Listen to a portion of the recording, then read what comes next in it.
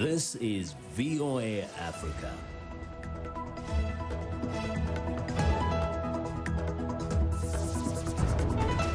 Hello, I'm Esther Githui-Ewart.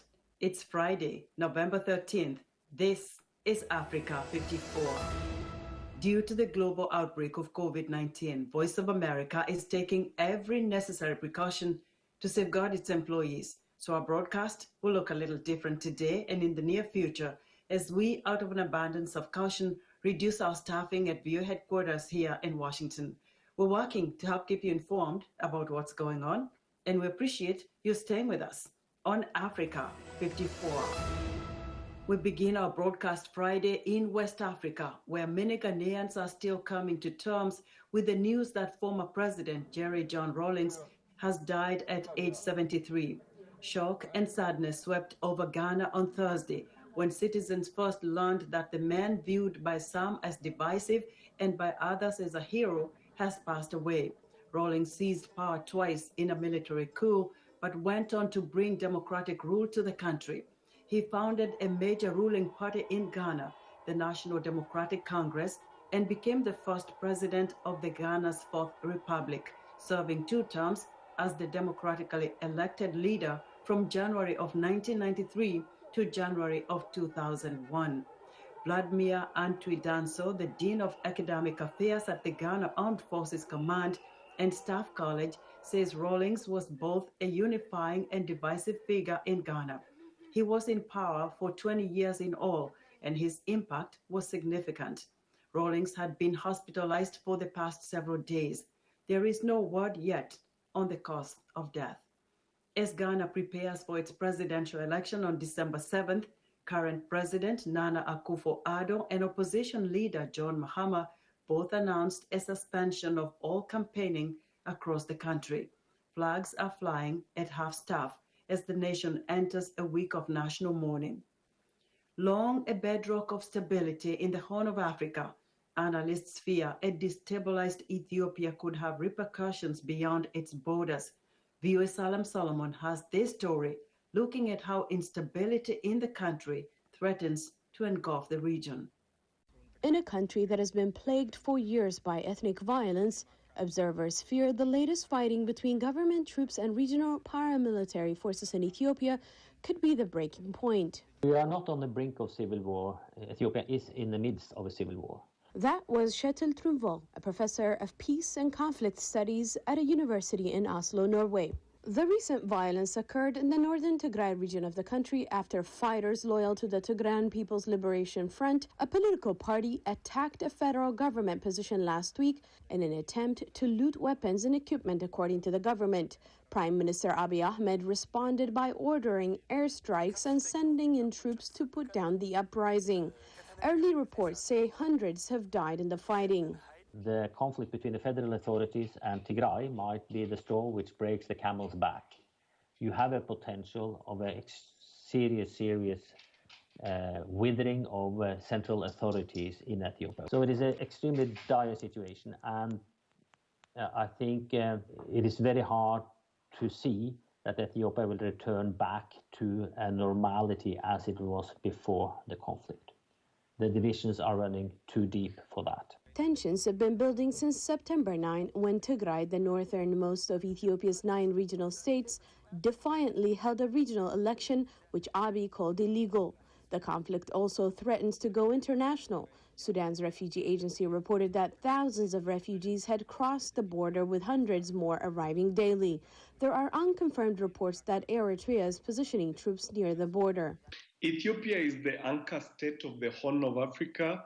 It is obviously the most populous state by far. And as one diplomat pithily put it, if there was a major internal crisis within Ethiopia, it would not implode inwards, it would explode outwards. International Crisis Group's Horn of Africa Project Director Muriti Mutiga added the importance of the role the country plays in the region.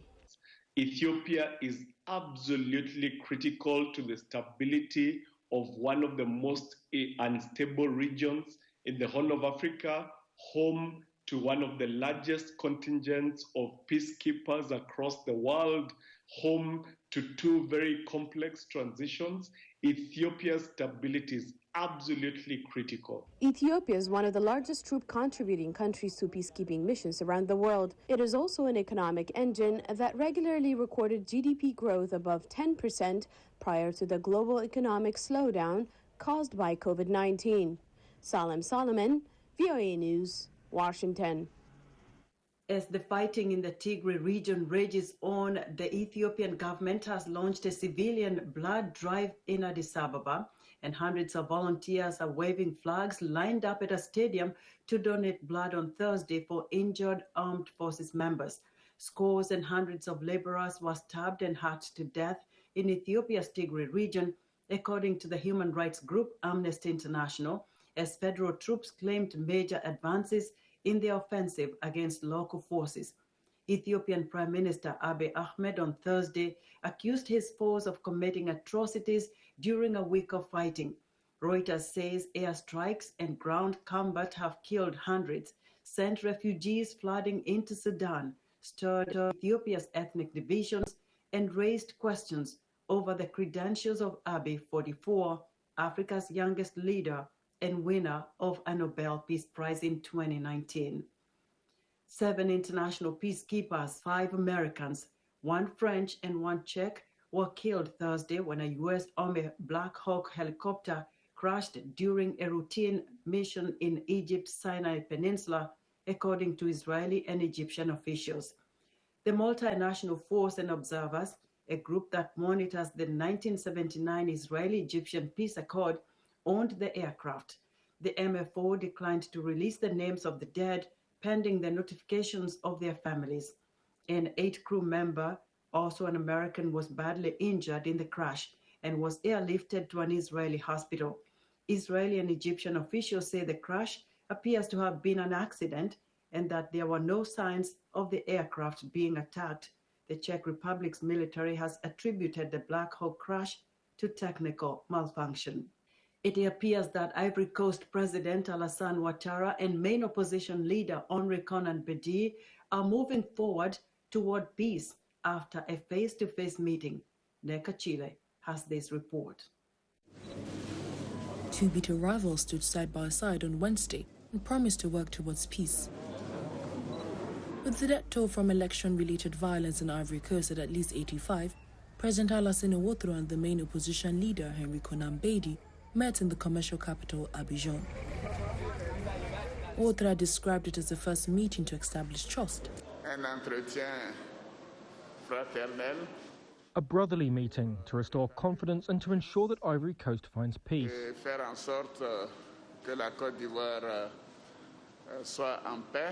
And we have agreed that peace is the thing that is most precious to both of us and to all Ivorians. Bedie, a former Ivorian president, said the pair had broken the wall of ice and silence. The days and weeks to come, we will continue to call each other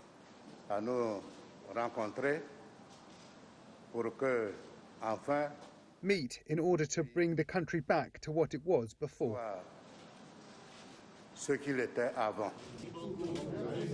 Ouattara won a third term in the October 31st election, which his opponents say was unconstitutional. Bedie's party and political allies have said that progress to end the current dispute will only be possible if the authorities met certain demands, including dropping criminal charges against other opposition leaders for forming a rival government. But on Wednesday, neither Ouattara nor Bedie indicated if either had made or was prepared to make concessions. That was Neka Chile of Reuters reporting. Tanzanian opposition leader and former presidential candidate Tundu Lissu is in Belgium after fleeing Tanzania because he believed his life was in danger. Lissu lost his presidential bid to incumbent President John Magufuli in the October 28th elections. VOA's BMJ Mureithi reached out to Lissu and asked him why he chose to return to Belgium. What brings me back to Belgium this time is what happened immediately after what was supposed to be the general election on October 28th. That election was stolen It was completely rigged. We were not even allowed to compete. But immediately after the results were called out, police protection that I had had throughout the campaign was removed. And the very next day, I started receiving death threats on the phone. You had also called for the international community to come to your aid, so to speak. I'm more interested in the East African community, the leadership. Do you think they have done enough in terms of supporting your cause? I would not say that the East African community and its leadership has done enough to support the cause of democracy and human rights in Tanzania. The EAC sent an observer mission to the general elections, which was led by the former president of Burundi, President Ntibantunganya, if I'm not mistaken, that is his name. And this mission, this observer mission, issued a report immediately after the fraudulent elections, that the elections were carried out in a free and fair manner, or something to that effect.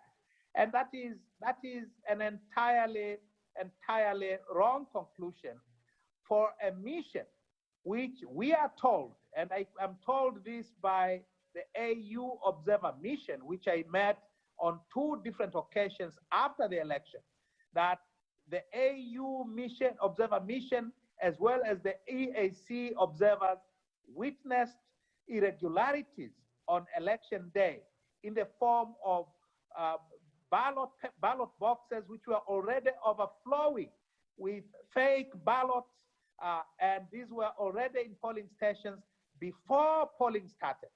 And according to the AU observers, they witnessed these irregularities together with the EAC observer mission. And therefore, for the EAC observer mission to issue a report giving a clean bill of health to this fraud was shocking, to say the least. But we should not be entirely surprised by what the EAC observers say. One has to bear in mind the kind of leadership that is in control of our East African countries currently. With the exception of Kenya, whose democracy is fairly mature, the rest of East African community member states are laboring under one form or another of autocratic government. We have live presidents now in Uganda, in Rwanda. Burundi is what it is. Well, President Magufuli is busy trying to copy his Ugandan and Rwandese counterparts by removing, we are told, he's planning to remove term limits. So considering the kind of leadership that the EAC member states have, we should not be too surprised by the conclusion of the observer mission that they sent to observe these fraud of elections that took place 2 weeks ago in Tanzania. And very finally, if you were to meet President John Pombe Magufuli today, what would you tell him? I will tell him, Mr. President, please don't take us into that bottomless abyss. Our nation's destiny is in your hands. Please call a national conference of major stakeholders to discuss ways of saving our nation. The way we are going to end up in a conflagration which will put our nation into peril. So I will tell Mr. President, let's talk. Call a national conference, not only of the opposition leaders like myself, but of religious communities, of workers, of business community, of all the major sectors of the Tanzanian population to discuss ways of national salvation for our dear country. That was VOA's BMJ Murithi speaking to Tanzanian opposition leader Tundu Lissu in Brussels, Belgium. Sniffer dogs are being used to identify people infected with the coronavirus, and early trials suggest they are incredibly accurate at detecting the disease. As Henri reports, this is raising hopes that our canine companions could soon be used to fight the pandemic. Kossi, ET and Mina, Finland's latest weapons in the fight against the coronavirus. The sniffer dogs are being put to work at Helsinki's Vantaa airport, using their unrivaled sense of smell to detect any passengers carrying the disease. Early results are encouraging. The dog's detection rate closely matches that of swab or PCR tests. We have done like 17,000 PCR tests at the airport, and less than 1% are positive. If you compare these dogs, less than 1%, and these PCR tests, less than 1%, they are about the same. I don't think there's statistical difference. In fact, researchers say the dogs are beating the swabs, detecting positive coronavirus cases that the tests have missed. Dogs have been used to detect other diseases. Professor James Logan had been working on a project using dogs to detect malaria when the coronavirus hit. A dog's nose is absolutely astounding in terms of what it can detect. We're talking about parts per trillion, so it's like a teaspoon of sugar in 2 Olympic-sized swimming pools. It's that sort of equivalence. Logan began looking at whether dogs could detect the coronavirus. It's not the virus itself, but it's the change in our body that causes a change in our odour that the dogs can detect. Trials are underway for using dogs for coronavirus detection in several countries, including the United States, Finland, Britain and Lebanon. Final results for many of the trials are expected soon, and if successful, many more canine detectors could be deployed around the world. Environments where you've got to get through a lot of people very, very quickly, these dogs could be working. So we're looking at places like airports, but also other ports of entry, perhaps commuter train stations, maybe even places of work in hospitals or schools. So man's best friend could soon be helping to fight one of mankind's biggest challenges. Henri Ridgewell for VOA News, London. We're excited to hear what you think about Africa 54 and the stories we cover. Join the discussion on Facebook. The address is Africa 54. We're also streaming our broadcast live on Facebook. Please watch and share our show with your friends. Also check out our headlines 24/7 on voaafrica.com. Coming up, understanding the power balance in Washington after the U.S. election. We'll be right back.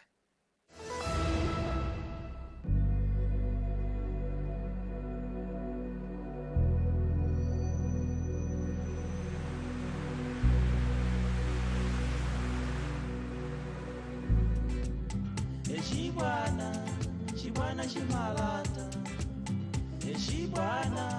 chibwana chimalata, ungakhala pabwino, oyipa pamayitana. Chibwana chimalata, ukakhala panchito, ulova umakodola. Chibwana chimalata, ukakhala pabanja, umbeta umayitana.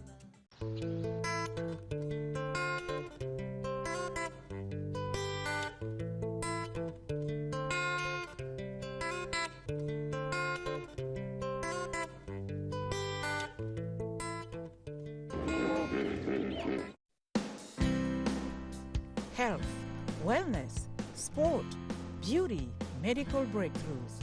Healthy Living cares about your well-being. What are the main health concerns in Africa and around the world? Find out the latest on coronavirus. Connect with our experts and ask them questions. How long does the virus stay? Join me, Linor Mudu, in Washington, every week on Healthy Living, right here on VOA.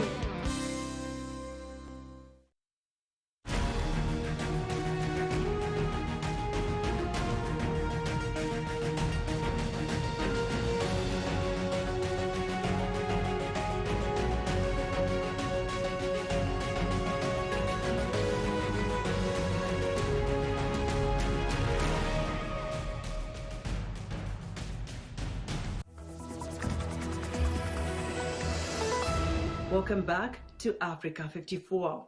The balance of power in the U.S. Congress will come down to just 2 Senate races in one southern state, Georgia, where the presidential contest remains too close to call. As VOA's congressional correspondent Catherine Gibson reports, those 2 Senate seats will determine if there is a divided government during President-elect Joe Biden's first 2 years. Election 2020 isn't over yet. Chuck Schumer, Nancy Pelosi, you're not going to take Georgia. It's ours. 2 Georgia Senate races yielded no absolute majority winners on November 3rd, so voters will head to the polls again in January runoff elections.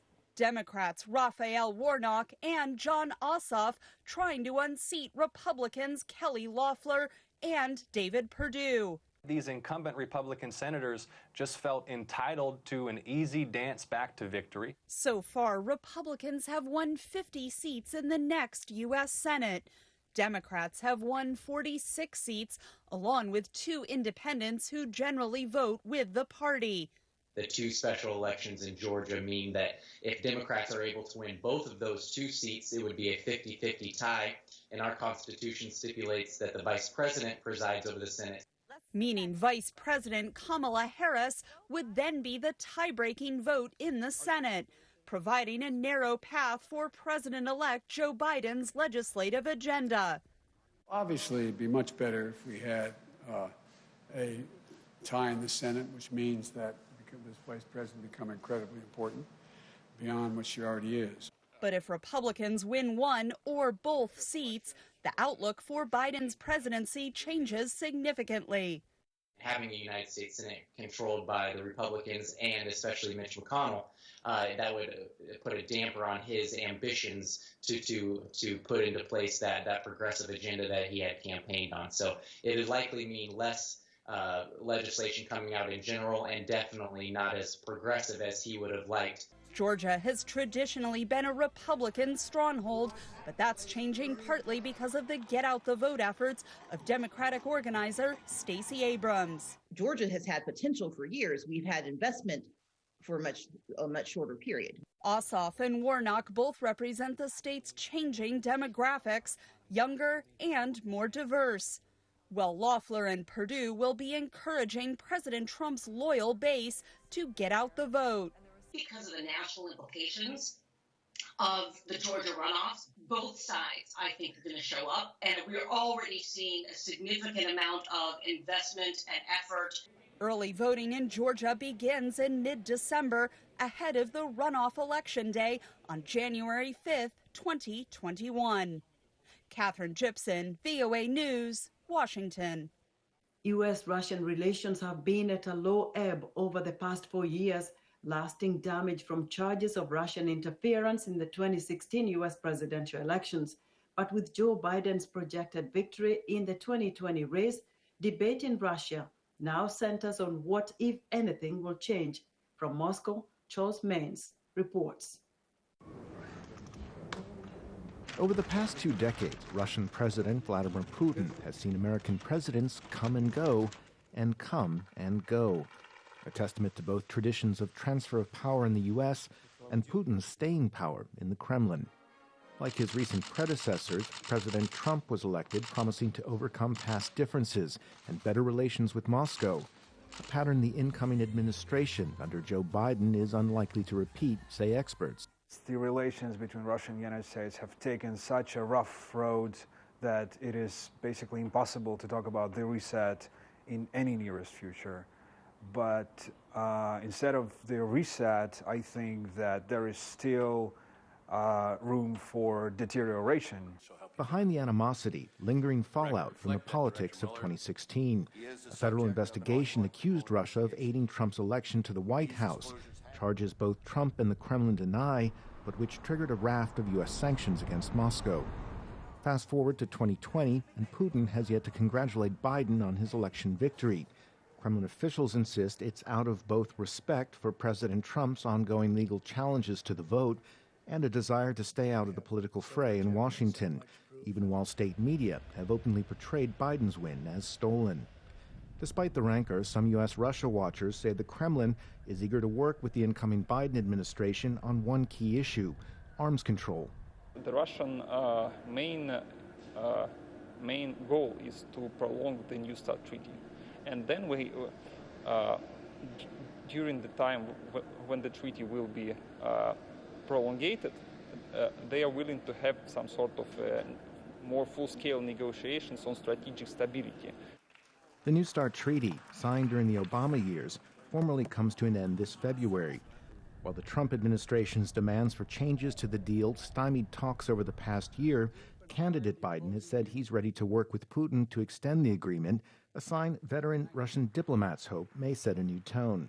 If something positive could be achieved in this area, in this domain, I think it could give probably good impetus to the general outlook of our relations, because it's really important, you know.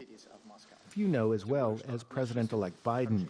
As vice president in Barack Obama's White House, he too has played the Russian reset game. The very good news is the President and I agree 100% on the need to continue to establish closer and closer relationships with Russia. He'll soon decide how far he's willing to go, this time as a president, seeking to avoid a new nuclear arms race, a goal that both he and the Russian leaders say they share, whatever the resentments of the past. Charles Maines for VOA News, Moscow. And that's our show for today. Be sure to watch Africa 54 on our website at voaafrica.com. From all of us here in Washington, have a great weekend.